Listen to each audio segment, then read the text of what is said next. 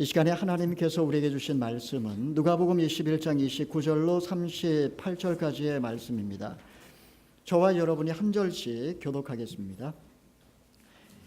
예수께서는 그들에게 비유를 말씀하셨습니다.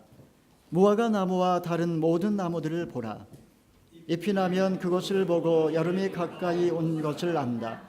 이와 같이 너희가 이런 일들이 일어나는 것을 보면 하나님 나라가 가까이 온 줄 알라. 내가 진실로 너에게 말한다. 이 세대가 지나가기 전에 이 모든 일이 일어날 것이다. 하늘과 땅은 없어져도 내 말은 결코 없어지지 않을 것이다. 너희는 스스로 주 안에서 방탕함과 술 취함과 생활의 염려로 너희 마음이 짓눌리지 않게 하라. 뜻밖의 그날이 갑자기 너희에게 덫과 같이 닥치지 않게 하라. 그날은 온 땅 위에 사는 모든 사람에게 닥칠 것이다. 그러므로 너희는 앞으로 일어날 이 모든 일을 피하고 또 인자 앞에 설 수 있도록 기도하면서 항상 깨어 있으라. 예수께서 낮에는 성전에서 가르치시고 밤에는 성전 밖으로 나가 올리브라고 하는 산에 가셔서 지내셨습니다. 함께 읽겠습니다. 모든 사람들은 예수의 말씀을 듣기 위해 아침 일찍부터 성전을 나왔습니다. 아멘. 옛날 동굴에서 살던 원시인들, 그들은 항상 동굴 입구에 불을 피워놓고 잠을 자곤 했습니다. 이는 맹수와 낯선 자들의 침입을 막기 위한 것이었습니다. 하지만 오늘날과 같이 이렇게 위험이 없는 현대사회에서는 밤에 대한 공포, 이것이 우리들에게 없을까? 전혀 그렇지 않습니다. 사실 모든 인간 속에 이 밤에 대한 공포, 두려움이 다 있다라는 것입니다. 왜냐하면 사실 모든 것을 삼켜버리는 이 어두움 자체가 사실은 죽음을 상징하기 때문입니다.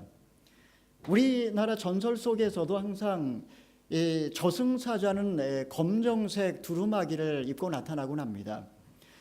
문화권이 다른 서구에서도 이 검정색은 항상 불길한 징조를 상징하는 색깔입니다. 그렇기 때문에 인간은 심리적으로 어두운 밤이 오는 것을 근본적으로 불편해하고 두려워하는 경향이 있습니다. 낮 동안에 익숙하게 볼 수 있었던 그 대상이 사라지는 밤, 그것은 더 이상 통제할 수 없는 불확실한 미래를 말하는 것이기도 합니다. 밤에 대한 두려움, 이 두려움은 사실 미래에 대한 두려움이라고도 말할 수 있습니다. 산업혁명이 일어난 지 지금 한 250년도 채 되지 않았지만 오늘날 지구는 심각하게 훼손이 되고 있습니다.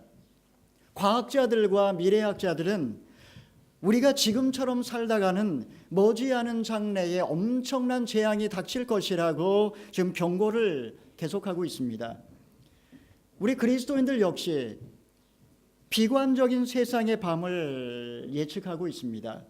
우리에게는 전혀 예측할 수 없는 순간에 갑자기 끔찍한 우주적인 재앙이 임할 것이라고 우리는 믿고 있습니다. 우리는 이것을 종말신앙이라고 말합니다. 성경은 끊임없이 그날이 우리가 생각하는 것보다 훨씬 가까이 와 있다라고 그렇게 경고를 하고 있는 것입니다. 여러분의 생각은 어떻습니까? 세상의 미래가 본래부터 이렇게 어둡다면 왜 완전하신 하나님께서 이 세상을 창조하신 것일까요? 처음부터 아예 이 세상을 만들지 않으면 좋지 않았을까요? 우리 그리스도인들에게 있어서 점점 어두워져가는 이 세상을 살아간다는 것, 그것은 도대체 무슨 의미가 있는 것일까요? 이 시간에 우리는 본문 말씀을 통해서 세상의 마지막 밤을 살아가는 우리 그리스도인들의 어떤 자세로 종말을 준비해야 하는지에 관해서 함께 생각을 해보기를 원합니다. 한 번은 예수님께서 헤롯 대왕이 지은 그 성전에서 나오시다가 어떤 사람이 성전의 아름다움을 찬탄하는 소리를 듣게 되셨습니다. 그 웅장한 돌들과 아름다운 장식품들, 그것은 거룩한 하나님의 임재의 장소임을 증명해 보이는 듯 했습니다. 그런데 예수님은 그들의 찬물을 끼얹으셨습니다. 너희가 지금 보고 있는 이 돌들이 돌 하나도 돌 위에 남지 않고 다 무너뜨려지리라. 뜻밖의 이야기에 당황한 제자들, 그들은 조용히 입을 다물다가 이제 예수님과 홀로 조용히 그 질문을 합니다. 예수님, 언제 이런 일이 일어날까요? 그리고 이런 일이 일어날 때에 도대체 무슨 징조가 있겠습니까? 세상에 징조 없이 일어나는 일들은 사실 별로 없습니다. 출항하는 배에서 쥐가 내리면 그러면 뱃사람들은 파손의 징조라고 생각을 했습니다. 개미가 행렬을 지어 산으로 올라가는 모습을 보게 되면 이제 큰 폭우가 내릴 것이라고 사람들은 생각했습니다. 정신분석가들은 피분석가의 꿈에 결혼하는 꿈을 꾸게 되면 이제 곧 그에게 죽음이 가까웠음을 예견했습니다. 그렇기 때문에 제자들이 종말의 때에 이 종말의 징조를 묻는 것은 자연스러운 것이라고 말할 수 있습니다. 그러면 이에 대해서 예수님이 무엇이라고 말씀하셨습니까? 예수님께서는 종말의 징조로 거짓 예언자의 출현과 난리와 소란의 소문과 민족과 민족의 분쟁과 그리고 나라와 나라의 전쟁과 처처의 기근과 지진과 전염병이 창궐할 것이다 라고 주님은 예언을 하셨던 것입니다. 그리고 그 이후에 우리 신앙인들을 향한 엄청난 박해가 시작될 것이고, 그리고 예루살렘 성이 회파된 뒤에 마침내 예수 그리스도께서 영광 가운데 구름을 타고 이 땅에 재림하실 것이라고 주님은 예언을 하셨던 것입니다. 여러분 잘 생각해 보십시오. 태초에 하나님께서 이 세상을 아름답게 창조하셨습니다. 그리고 하나님의 형상대로 인간을 만드신 후 하나님은 보라 얼마나 좋으냐, 하나님은 감탄을 하셨습니다. 그런데 지금 예수님의 말씀은 인류와 세상의 역사는 너무나 끔찍하게, 너무나 고통스럽게 끝을 맺고 말 것이라는 어두운 이야기를 하고 계십니다. 사실 저나 여러분이나 모든 인간은 미래의 역사에 대해서 사실 무의식적으로 그 비극을 우리는 다 직감을 하고 있습니다. 왜냐하면 세상의 종말은 개인의 죽음의 연장에 불과하기 때문입니다. 내 육체가 허망하게 한 줌의 흙으로 돌아가는 것과 마찬가지로 인류의 역사는 또한 그렇게 어두움 속에서 종말을 고하게 될 것이라고 사실은 저나 여러분이나 사실은 본능적으로 예견하고 있습니다. 인간은 근본적으로 실존적인 불안을 느끼며 방황하는 존재입니다. 실존주의 철학에서는 인간을 휴먼이라고 말하지 않고 이그지스턴스라는 표현을 씁니다. 이 존재라는 말 자체가 이 X가 바깥에, 이스턴스 존재, 바깥에 존재하는 그런 소외된 존재라는 의미를 갖고 있습니다. 그렇기 때문에 인간은 마치 어두운 미로 속에서 진정 나 자신을 잃어버린 채 일생 뭔가에 사로잡혀 악착같이 미친 듯이 살아가는 것입니다. 자기 세계 속에 갇힌 채 돈과 쾌락과 그리고 명품과 사이비 종교와 그리고 중독에 사로잡혀 살다가 결국 개인적 종말을 맞이하는 것이 인간의 어두운 실존이라는 말씀입니다.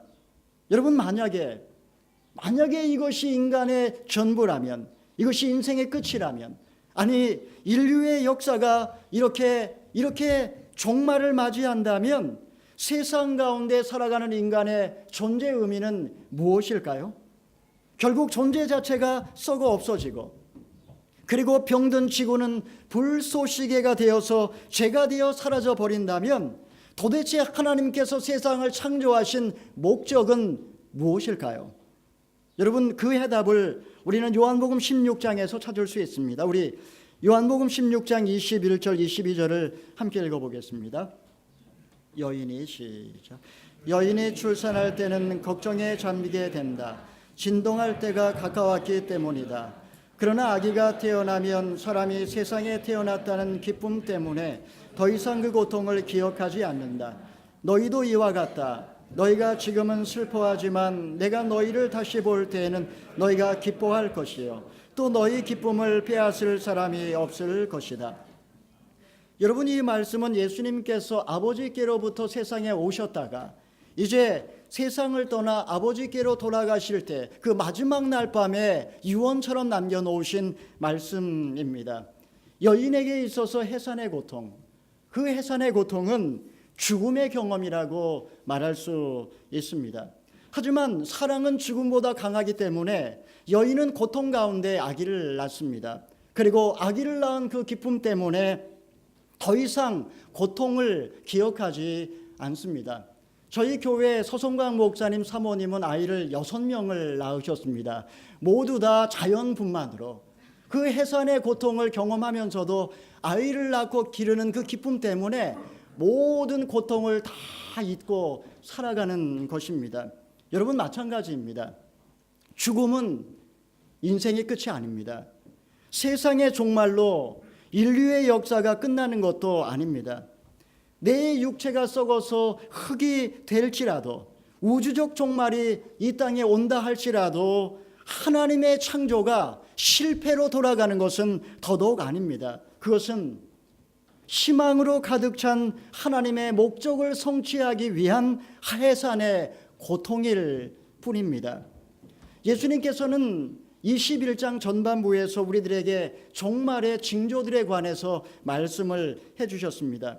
그러나 예수님의 가르침의 핵심은 이 종말의 때 우리에게 두려움을 심어주는 것이 아니라 사실은 종말론적인 비전을 우리에게 가르쳐 주려는 목적이 있습니다.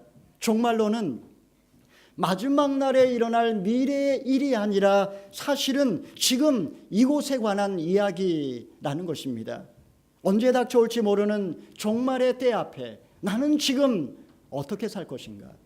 언제 닥쳐올지 모르는 그 날을 준비하며 나는 지금 이 자리에서 어떻게 살 것인가? 바로 이것이 종말론의 핵심입니다. 이는 역사의 종말뿐만 아니라 개인의 종말인 죽음 앞에서 우리 개개인에게 던져진 심각한 질문이기도 합니다. 고통으로 가득한 세상 속에서 우리 모두 다 예외 없이 지금 인생의 밤, 곧 죽음 앞에 서 있는 것입니다. 오늘 본문에서 예수님께서는 언제 닥쳐올지 모르는 그날 밤을 내다보는 제자들에게 종말론적 비전을 가르쳐 주시면서 그 비전에 합당한 3가지 삶의 태도를 우리에게도 가르쳐 주십니다. 첫 번째로 예수님은 말세의 징조를 분별하라고 말씀하십니다. 우리 옆에 계신 분에게 말씀해 주십시오. 말세의 징조를 분별하십시오. 말세의 징조를 분별하십시오. 29절 31절 말씀을 같이 한번 읽어보겠습니다. 시작. 예수께서는 그들에게 비유를 말씀하셨습니다. 무화과 나무와 다른 모든 나무를 보라. 잎이 나면 그것을 보고 여름이 가까이 온 것을 안다. 이와 같이 너희가 이런 일들이 일어나는 것을 보면 하나님 나라가 가까이 온 줄 알라.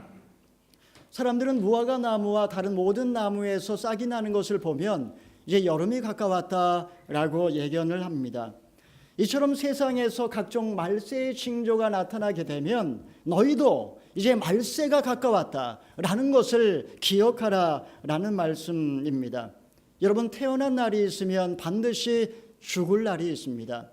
역사의 시작이 있으면 반드시 역사의 끝도 있습니다. 이것이 바로 기독교의 직선적인 역사관입니다. 여러분, 그렇다면 그날은 언제일까요? 사이비 종교는 항상 그 날과 그 시를 예견합니다. 하지만 여호와의 증인도, 몰몬교도, 안식교도, 다미 선교회도 모두 다 그 예언은 빗나갔습니다. 그런데도 여전히 사이비 종교는 지금이야말로 종말이 임박한 때라고 말하면서 여전히 사람들을 급하게 몰고 갑니다. 그들은 사람들 마음속에 두려움을 심고 장차 멸망할 도성 장망성 이 세상에 대한 미련을 버리라고 말합니다. 그리고 자기들만의 울타리를 쳐놓고 그 안에 들어오는 사람만이 구원을 얻을 수 있다라고 외칩니다. 그들이 이렇게 말하는 이유는 더 많은 사람을 끌어들이기 위한 속임수입니다. 결국 그들은 세상과 담을 쌓고 자기 집단의 충성을 강요하면서 기복적이고 내세적인 삶을 추구하며 그렇게 살아갑니다.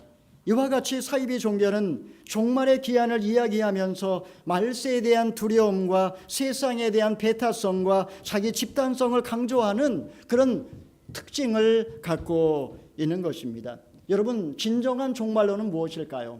건강한 기독교는 어떤 것을 강조할까요? 건강한 교회는 말세의 징조를 분별하라고 말하지만, 그러나 결코 세상으로부터 도망치지 말고 사회 변혁의 주체로서 이 땅에서 하나님의 뜻을 이루어 가라고 말합니다.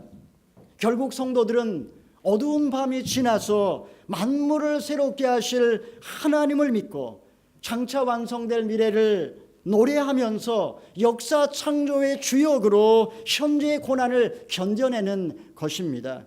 사랑하는 성도 여러분, 과거에 비해서 오늘날 말세의 징조가 약 3배 정도 더 많이 나타나고 있다라고 학자들은 이야기를 합니다. 그 말세의 징조들은 음울한 죽음의 전주곡이 아닙니다.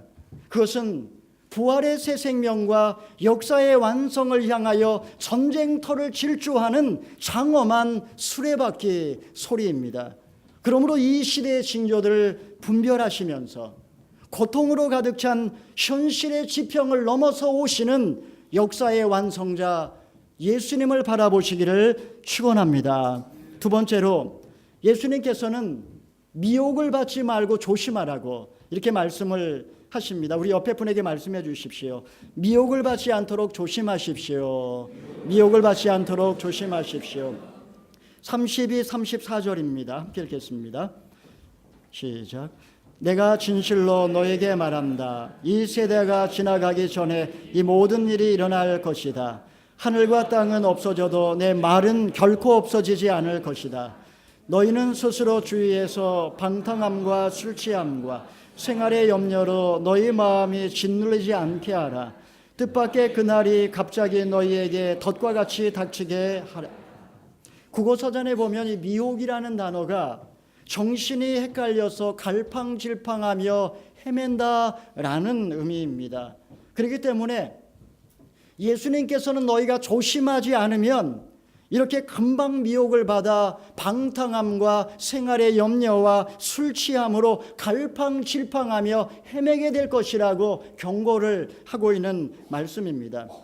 이런 사람은 결국 마음이 짓눌려서 영혼의 소리를 듣지 못합니다. 세미한 음성 가운데 속삭이는 하나님의 숨결을 느끼지 못하는 사람에게 오직 동물적 본성만이 남을 뿐입니다. 결국 이런 사람들은 일생을 욕망의 노예로 살다가 어느 날 갑자기 덫과 같이 임한 그 인생의 밤을 맞이하게 되는 것입니다. 여러분, 그러면 말세를 살아가는 우리들이 어떻게 하면 이렇게 미혹에 빠지지 않을 수 있을까요? 예수님께서는 오늘 본문에서 이렇게 말씀하셨습니다. 하늘과 땅은 없어져도 내 말은 결코 없어지지 아니하리라. 여러분, 그것은 주님의 말씀을 확실히 믿고 그분의 신실하심에 자신의 삶을 온전히 맡기라는 말씀입니다. 여러분, 하나님은 우리의 머리털까지 다 세신 바 되셨다라고 말씀을 하셨습니다. 내가 새벽 날개를 치고 바다 끝에 내려앉아도 주의 오른손이 나를 붙들고 있다라고 말씀을 하셨습니다. 여러분, 이 하나님의 말씀, 이 약속의 말씀을 내가 확실히 믿는다면 어떻게 우리가 부끄러움을 모르고 방탕하게 살 수 있으며 무엇을 걱정하고 염려하며 누구를 두려워하겠습니까? 저희 교회의 장로님이신 김영길 총장님께서 세우신 한동대학교라는 그런 학교가 있습니다. 1995년에 기독교 학교로 시작된 이 학교, 지금은 명문사학이 되었지만 그러나 이 학교가 처음 세워질 때 굉장히 어려움이 많았습니다. 저희 교회에서도 그 어려운 시간에 많은 기도를 했고 또 총장님이 감옥에 잡혀가는 그런 시련도 겪을 때도 있었습니다. 그런데 이 모든 순간순간마다 하나님이 어떻게 도와주셨는지, 그 간증을 모아놓은 책이 갈대상자라는 책입니다. 저희 교회 도서관에 올라가셔도 이 책이 있습니다. 이 책의 서문에는 이렇게 적혀 있습니다. 한 치 앞도 예측할 수 없는 길이었다. 하지만 그 길은 가장 안전한 길이었다. 나는 길목길목마다 동행해 주시는 하나님의 손길을 수없이 지켜보며 그 길이 아무리 캄캄하다 할지라도 가장 안전하다고 감히 외칠 수 있는 간 큰 사람이 되어갔다. 단 한순간도 우리에게 시선을 떼지 않으시는 하나님을 경험하면서 나는 탄성을 지르지 않을 수 없었다. 하나님 정말 굉장하군요. 하나님은 정말 살아계시군요. 여러분, 어려운 삶의 여건 가운데에서도 힘있게 믿음으로 사는 사람들이 우리 주변에는 있습니다. 절망할 수밖에 없는 어두움 속에서도 말씀을 붙고 약속의 말씀을 붙들고 사는 사람들이 있습니다. 여러분, 우리도 그렇게 살아야 합니다. 우리가 이렇게 몸부림을 치며 하나님을 의지해야 되는 이유는 한 가지입니다. 그것은 우리가 이렇게 살지 않으면, 우리가 이렇게 깨어서 몸부림을 치며 하나님의 말씀을 붙들지 않으면 너무나 쉽게 세상에 미혹되어 침륜에 빠지고 마음이 짓눌려 새 속에 휩쓸려 내려갈 수밖에 없기 때문입니다. 우리 하박국서 우리 3장 17, 18절 말씀을 같이 한번 읽어보겠습니다. 시작. 무화과 나무가 싹이 트지 않고 포도나무에 열매가 없다고 해도 올리브 나무에서 수확할 것이 없고 밭은 먹을 것이 생산하지 못해도 우리 안에 양떼가 없고 외양간에 소가 없다 해도 나는 여호와를 기뻐할 것이고 나의 구원이 되시는 하나님을 즐거워할 것입니다. 사랑하시는 성도 여러분, 자녀들이 내 뜻대로 자라주지 않습니까? 사업은 안 되고 재정은 어려워서 이제 문을 닫아야 되는 형편입니까? 몸은 병들고 미래는 불확실하고 하루하루 답답하고 불안하십니까? 모든 것이 걱정과 염려와 근심뿐입니까? 여러분, 이렇게 칠흑같이 어두운 밤을 보낼 때, 나의 마음을 어둠이 짓누를 때 어떻게 해야 할까요? 오늘 말씀은 우리에게 하나님의 말씀을 확실하게 믿고 그리고 그분의 신실하심에 나의 삶을 온전히 맡기라고 말씀하고 있습니다. 눈에 보이는 것이 없고 귀에 들리는 것이 없고 그리고 손에 잡히는 것이 없고, 아니 그야말로 아무것도 보이지 않는 깜깜한 밤이라 할지라도 나의 구원의 하나님, 하박국이 노래한 것처럼 모든 것이 없지만 그러나 나의 구원의 하나님 한 분만으로 내가 기뻐하며 즐거워하겠다, 이렇게 결단한 것처럼 하나님께 인생을 맡기고 그리고 하나님 한 분으로 만족하며 기뻐하실 수 있기를 바랍니다. 세 번째로, 예수님은 깨어 기도하라고 말씀하십니다. 우리 옆에 분에게 말씀하십시오. 깨어 기도하십시오. 깨어 기도하십시오. 우리 35, 36절입니다. 함께 읽겠습니다. 시작. 그날은 온 땅 위에 사는 모든 사람에게 닥칠 것이다. 그러므로 너희는 앞으로 일어날 이 모든 일을 피하고 또 인자 앞에 설 수 있도록 기도하면서 항상 깨어 있으라. 아멘. 주님이 언제 다시 오실지 우리는 아무도 모릅니다.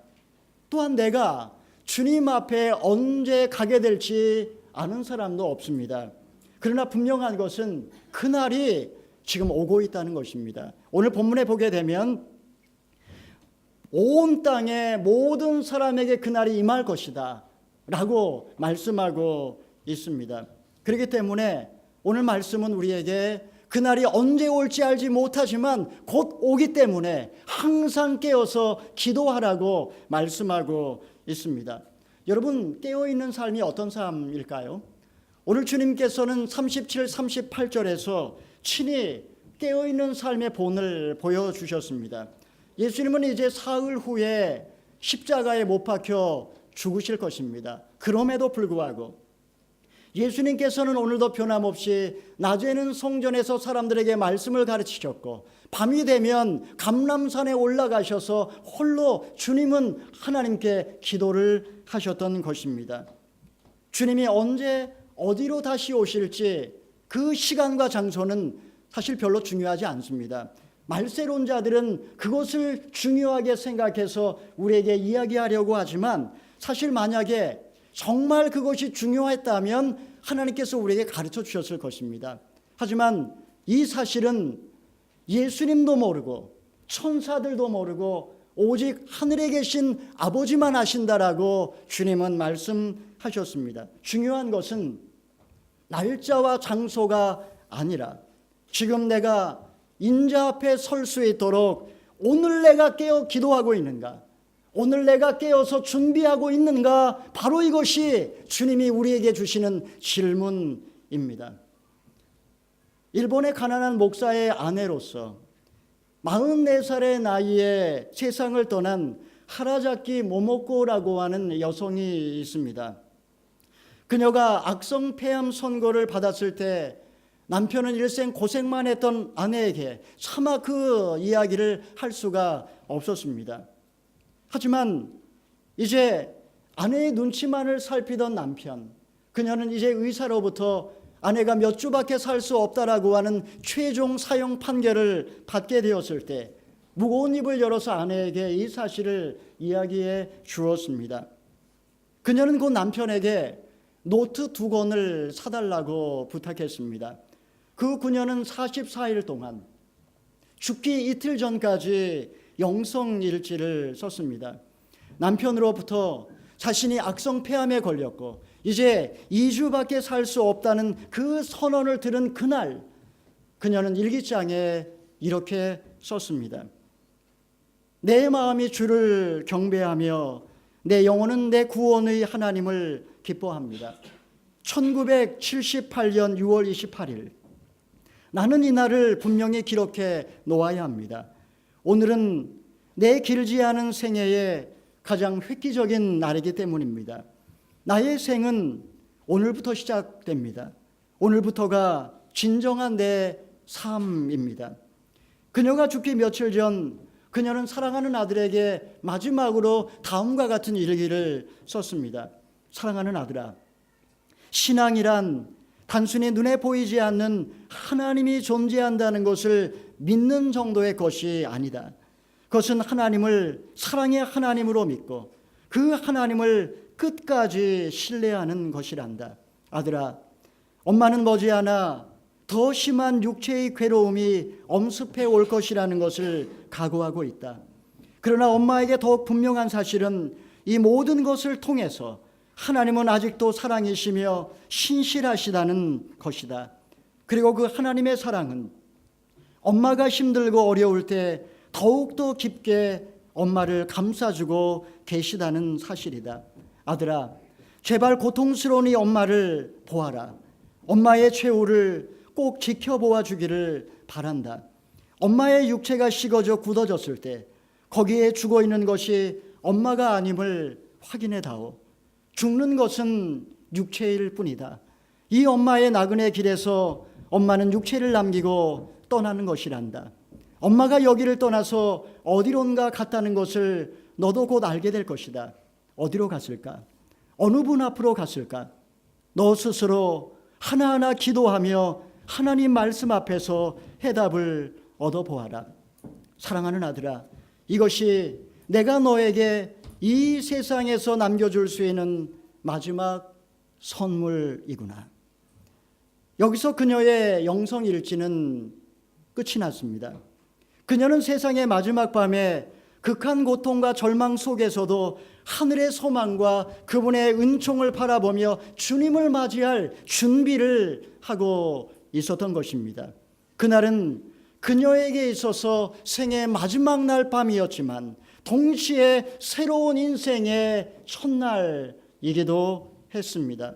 사랑하는 성도 여러분, 만약 오늘 저나 여러분이나 이 시간에 의사로부터 나의 생명이 이제 한 달밖에 남지 않았다는 사형 선고를 듣는다면 어떻게 하시겠습니까?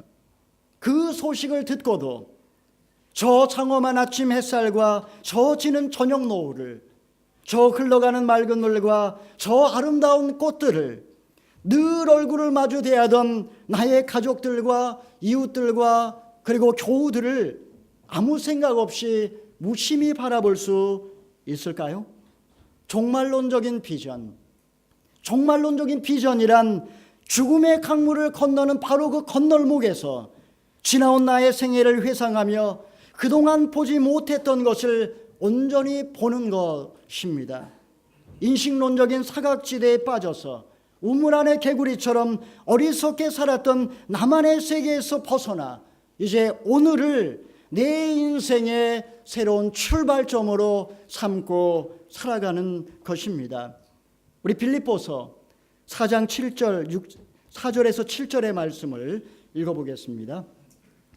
시작. 주 안에서 항상 기뻐하십시오. 내가 다시 말합니다. 기뻐하십시오. 여러분의 관용을 모든 사람에게 나타내십시오.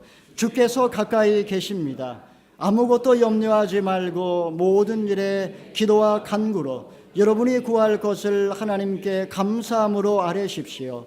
그리하면 모든 생각을 뛰어넘는 하나님의 평강이 그리스도 예수 안에서 여러분의 마음과 생각을 지켜주실 것입니다. 사랑하는 성도 여러분, 주님께서 가까이 계십니다.